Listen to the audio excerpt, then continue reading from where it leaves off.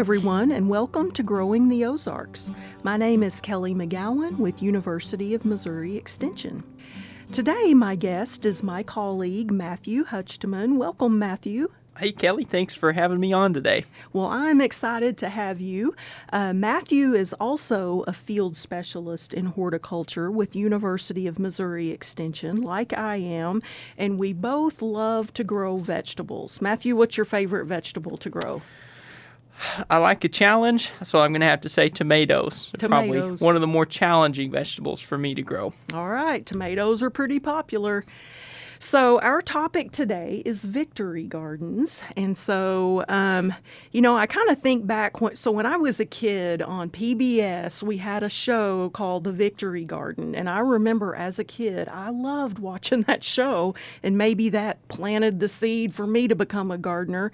But as far as victory gardens, it wasn't just a show. It was actually a term that was used kind of back in war times. You want to tell us a little bit about that? Yeah.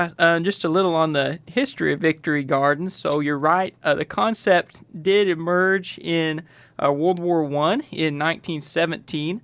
Initially, they were called war gardens, and then in 1918, the name changed to Liberty Gardens, and then finally, during World War II, they changed the name to Victory Gardens. So the idea of the Victory Garden concept was for civilians to produce vegetables and fresh produce in their own backyard to help offset food shortages that were going on in the United States during World Wars I and II.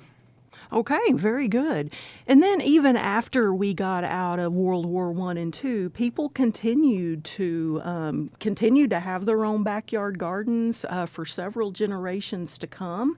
And so what are some of the impacts that we've seen from those original victory gardens? That's a good question. Some of the major impacts that we saw came during World War II. That's when victory gardens seemed to be most prevalent and doing their best work. In 1943, there were 20 million victory gardens across the United States, and they actually produced 40% of the nation's fresh produce. So that would allow the nation to send remaining produce overseas. It would have alleviated some of those food shortages and allowed them to send fresh produce overseas to our troops and our allies as well. So that's one of the most major impacts that occurred in 1943.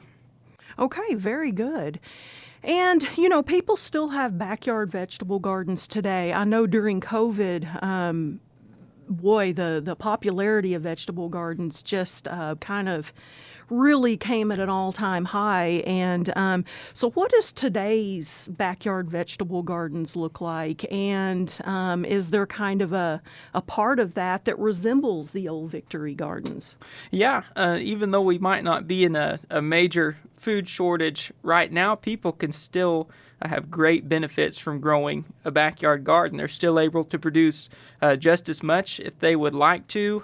Some of the benefits, I would say, to vegetable gardening, it's great for your mental health, it's great for your physical health. You're getting fresh produce, and also there can be an economical benefit. You can save money on groceries as well. So people would still be able to reap all of those benefits in a modern vegetable victory garden, if you will. Okay. And, a lot of times people, may contact our office and they don't have a lot of space, but they still want to grow vegetables. So what are some of your space-saving ideas for growing vegetables? Yeah, raised beds are one of my favorite options for really any gardener, even if you do have the room. In our Ozark soils, especially if you have a heavy clay soil, raised beds can be good for improving drainage and saving space. Also, for people maybe who don't have a lot of space, even if you have a patio, you could grow vegetables in a container or in a pot as well. So both of those would be good space-saving options. Okay, very good. Yeah, large containers work really well, any of those things. And you don't need a lot of space to grow vegetables, so you can get quite a bit out of just a raised bed. Absolutely. So thank you for those tips. So you mentioned growing tomatoes. A couple of top tomato tips you want to share with our listeners today? Okay, yeah. One one of my favorite things to do on my tomatoes is prune them. And that's something that not everybody does, but there is a method called the 2-liter method for pruning tomatoes. You have only 2 growing points that you're training on a panel, and I've seen really good results from using that method, improving airflow and removing suckers off of the tomato plants that way.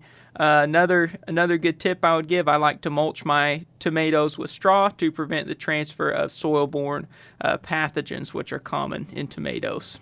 Okay, very good. Well, Matthew, thank you for joining us today. Thank you for having me, Kelly. It's been a great time. Yes, absolutely. And thank you guys for listening today.